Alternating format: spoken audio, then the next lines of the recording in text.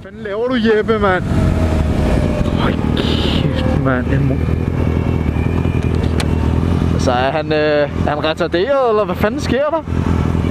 Ja. Han troede, han var en del af eskortagen. Jeg tror ærligt talt overhovedet ikke, at jeg det. Det er meget sjovt, når han kigger til video i dag, at han kan se ham.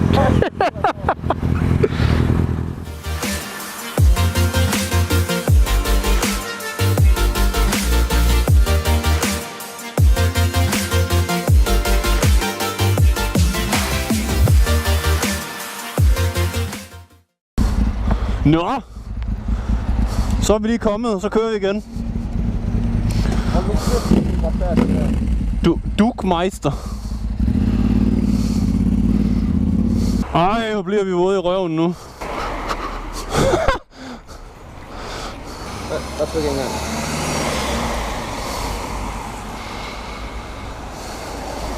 Så skulle den gerne sige, om du er rain mode. Trykker du bare her. Kør pænt, sagt. Hvad?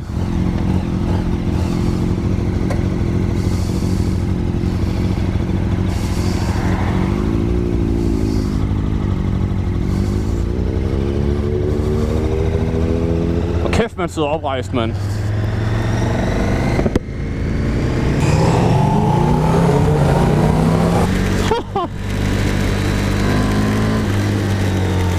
Men det pisse regnet. Og helvedes til helt vildt.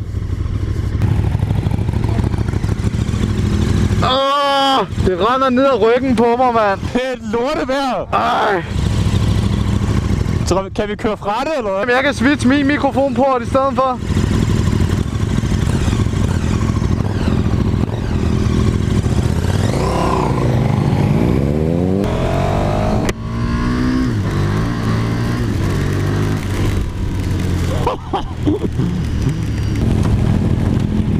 Nej, den er hård. Skal vi køre i læ, eller hvad? Ja. Øj. Jeg har kørt næsten tørvejr hele vejen. Nej, hvor sidder jeg højt over i forhold til dig.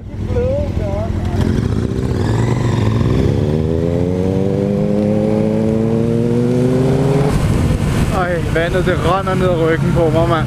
Nå, nu stoppede det. Vil du meget dræk? Vil du meget dræk?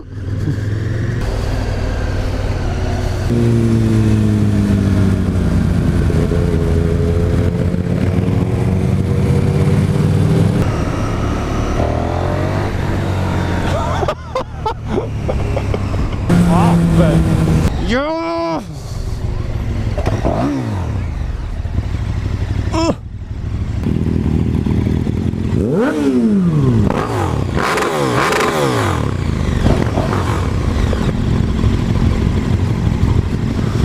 Fuck, den trækker det helt hjernet.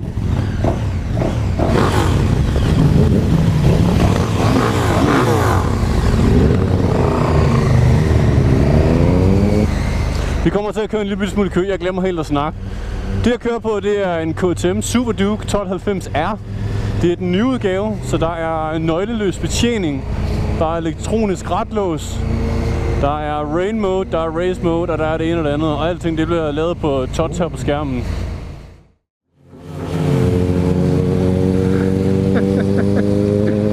Helt fantastisk. Hun vil ikke hilse. Den er så nem at styre. Man kan slet ikke mærke, at det er sådan en stor 1290 kubik.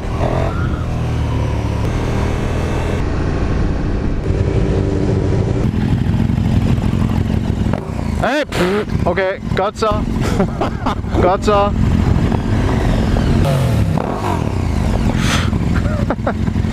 Ja, lige op i ansigtet. Den trækker bare. Jeg glemmer helt at snakke. Nå, anyways. Vi kører sådan lige lidt for at komme lidt ud af det her byværk her. Men det er ikke sikkert, at vi kan komme det sådan rigtigt. Det blev et perfekt vejr, vi fik det her. Mod vej. Masser af regn lige inde ved Åsen. Og så blå himmel her på den anden side, men dog stadig med våd vej.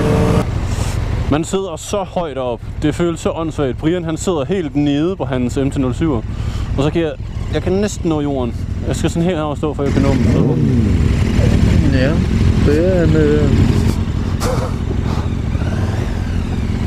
Jeg har traction control på, og jeg kører i rain mode, fordi det regner, og fordi dækkene de slet ikke er kørt til på siderne og sådan noget. Og så har jeg ikke kørt en så stor kubik motorcykel nogensinde før, og så kommer op på en Super Duke, hvor der bare er spark røvtræk. Det her det er røvsygt. Men jeg sidder sådan, min knæ peger nedad, altså min lår, de stikker sådan ned, sådan er det. Og mine fødder sidder sådan meget, ja det kan I næsten se. Kom nu.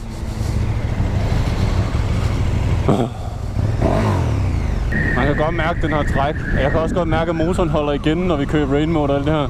Man kan sådan mærke, det er som om trækket det er fremad, men det tager ikke helt ordentligt fat.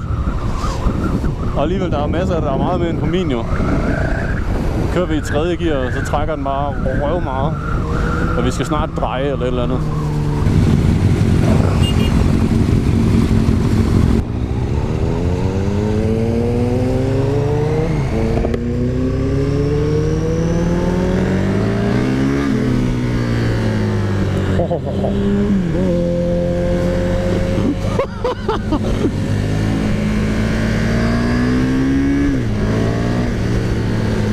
Den trækker meget som et forse.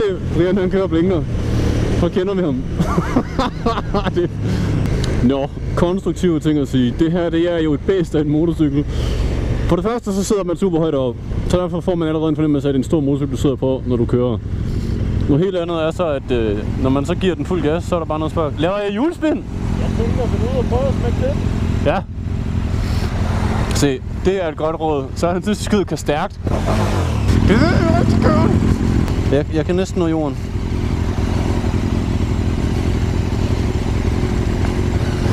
Oh ja.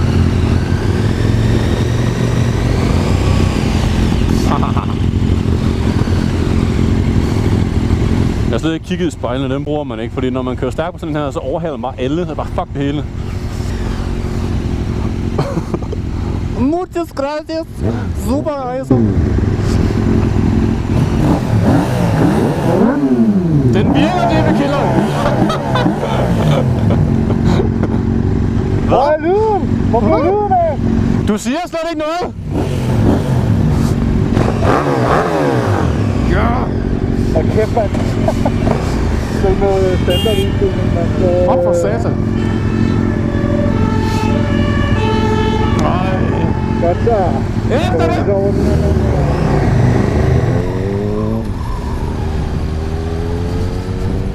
Nå. Så har vi lige...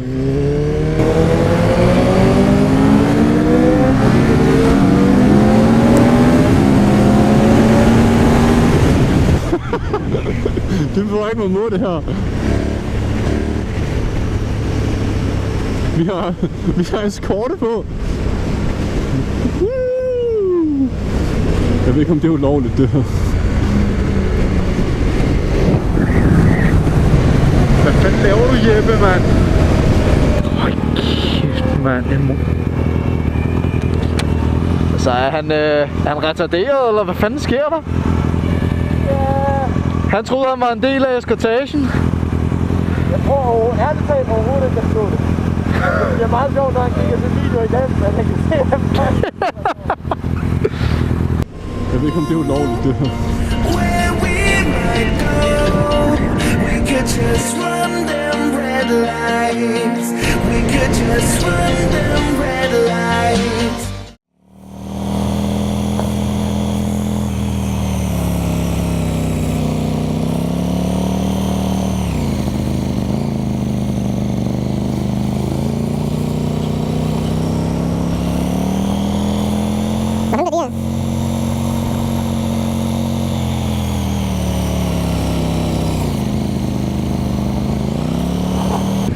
Jeppe, for helvede, mand. Til højre.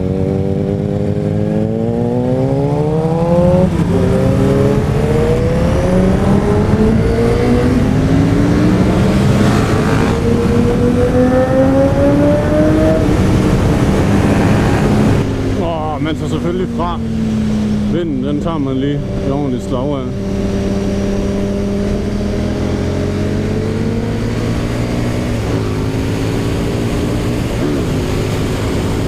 Nå, jeg glemmer at snakke. Det er helt vildt. Jeg koncentrerer mig om at køre.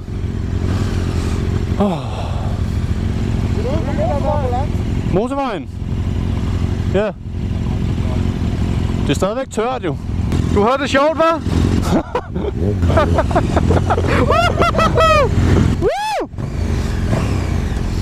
Nå.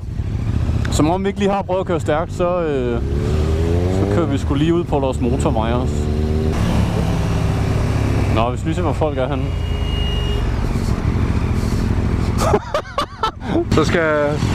Så skal Søren op for at skændes. Road race!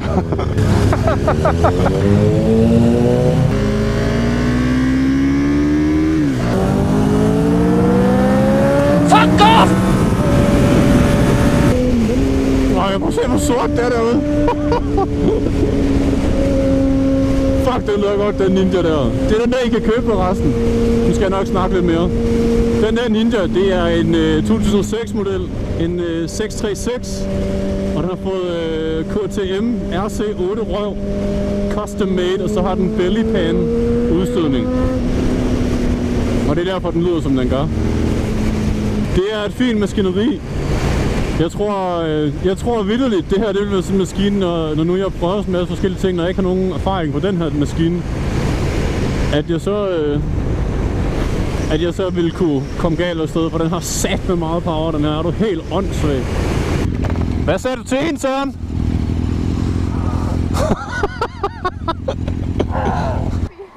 Hvad?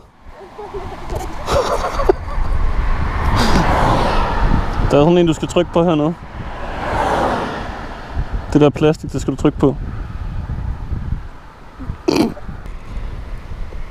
Og den så også stramt, hva'? Du fik også en fin gestus på vejen, da du passerede hende. Jamen, jeg sagde til hende, gider du godt at pakke din telefon væk, når du kører bil? Nå, det var det, du sagde. Nå, ja, selvfølgelig var det det. Du er en sviner. Fuck din telefon, da det var, jeg begyndte at lytte af. Nå. Gider du godt at pakke den fucking telefon væk, når du kører bil? Jamen, jeg havde lagt et slægtning tæt. Ja. Okay, fair nok. Ja. Det var lige en rigtig god reminder. Nu så vi det selvfølgelig på videoen, ikke?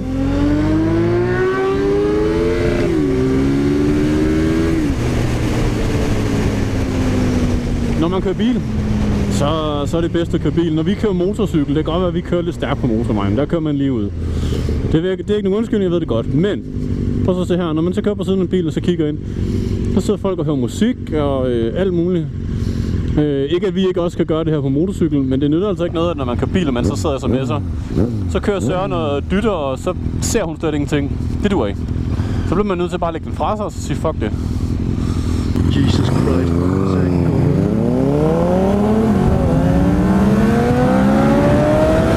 Okay, der havde jeg et baghjul, der spandt lidt.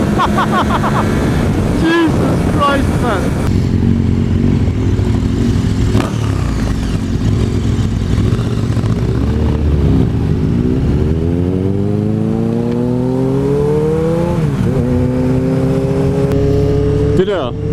Det ser fucking sindssygt ud.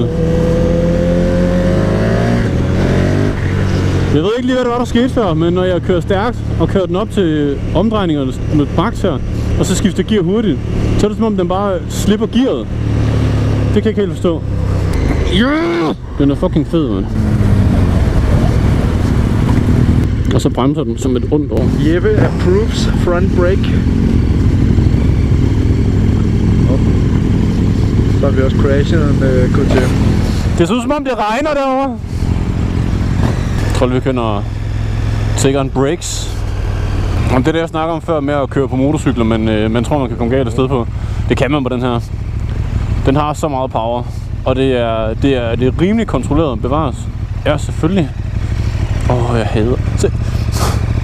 Hvis folk nu kørte bare sådan lidt forudsigeligt, så var det lidt nemmere at gebærdes i trafikken. Så slukker vi. Jeg er også pænt mod røven. Det var også bare skybrud lige med det samme. Det startede et lidt uheldigt sted. Hej derude, det er mig. Det er Søren! Det er mig. Det er Søren! Det er mig! Det er Søren! Det er mig! Det er Søren! Det er Søren! Nogle gange, når jeg kører den helt ud i omdrejningerne, i første og anden, og så skifter hurtigt, hvor jeg bare sådan slipper gassen, siger den bare, så tror jeg enten, jeg laver lugespil, eller så vil den bare ikke gå i gear, fordi jeg er for hissig. Jeg kan fortælle det så meget, at når du river til den, så løfter de forhjulet sådan et stykke her. Hver gang, eller hvad? Ja. Hæft, det er fedt, mand. Du kan sikkert ikke engang selv mærke det. Nej, jeg har ikke... Jo, der var en enkelt gang, hvor jeg godt kunne mærke, okay, der kunne jeg mærke, den landede. Jeg har lige lavet min første kørende burnout. Nede for krydset, op i andet gear, så stod den bevægede sig ikke rigtigt, så kunne jeg mærke, at den begyndte at danse lidt til side. Hvad er klokken? Ja, det ved den her sikkert også da. Jeg kan den ikke?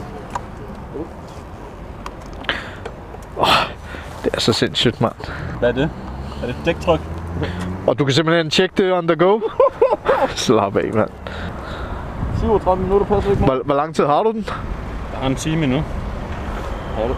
Karolines Hvor fanden blev hun af? Karolines kæreste har taget bilen.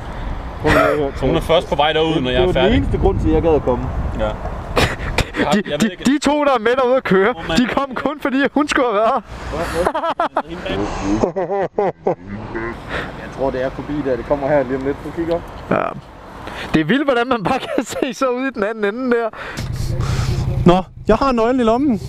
Så slår vi killswitchen til. Og så har man de forskellige info her. Kan se, hvor langt vi har kørt alt det her. Og så starter vi bare.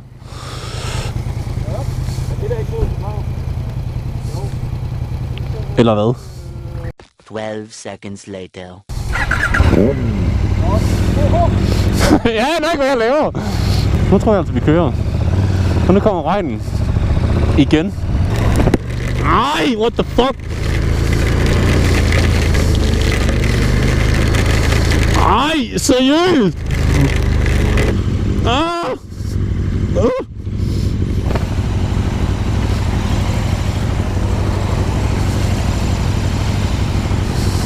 Ej, come on!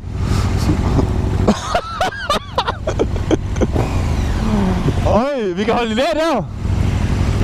Nå, velkommen til Jeppes vlog, hvor det pisse regner.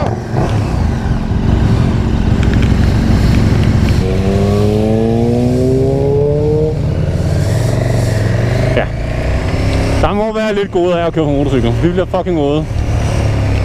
Så må vi godt lige køre igennem her. Jeg har lige glemt, at det måske er lidt bredere end min. Det går fint. Der er en big svin her. Så min spejl går over alle de andre spejle. Intet problem. Men jeg er i hvert fald gennemløbet nu. Så det er helt perfekt.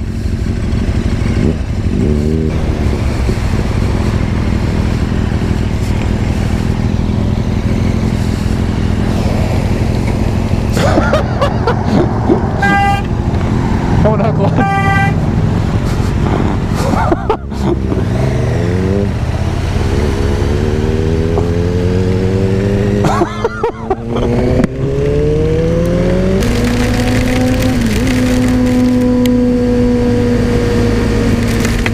Nej, nu er det ikke sjovt længere.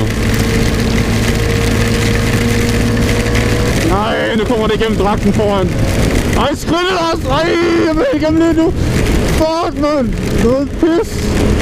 Og jeg skal køre den her dragt hele aften. Og jeg skal til Hillerød og sove i aften. Nå. Det her, det var egentlig ikke ment som en first ride, en mulighed. Det er det jo, jeg ved det godt. Men i sådan et vejr her, så er det svært at begynde at snakke og være positiv og konkret. Men det er jeg stadigvæk! For den er fucking fed, den her. Ja. Hvis man skal have sådan en her, så skal man have noget erfaring. Og jeg ved godt, at man kan ikke få erfaring på noget, man ikke har haft før. Hvordan skulle man kunne få det? Nej, jeg fejler Max. Jeg skulle have været derovre. Jeg skulle have været derovre.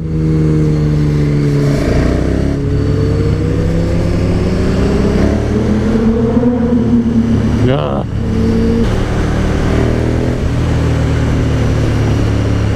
Den her motorcykel, den er bandit-inspirerende. Jeg har alene splittet 2 kilometer. Bare frem og tilbage, ind og ud og rækkerne.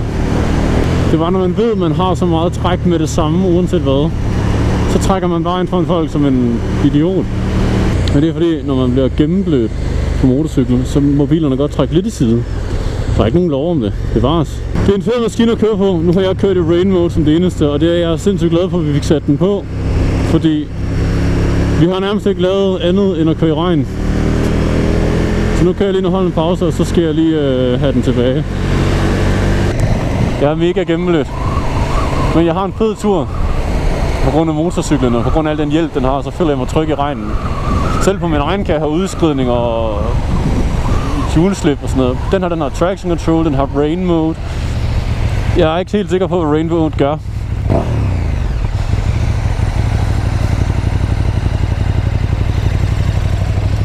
Og så er den rigtig god til rain mode at lave lane splitting, fordi den gerne vil hjem og være tør.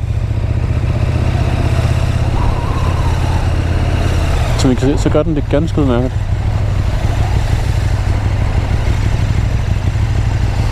Police action her.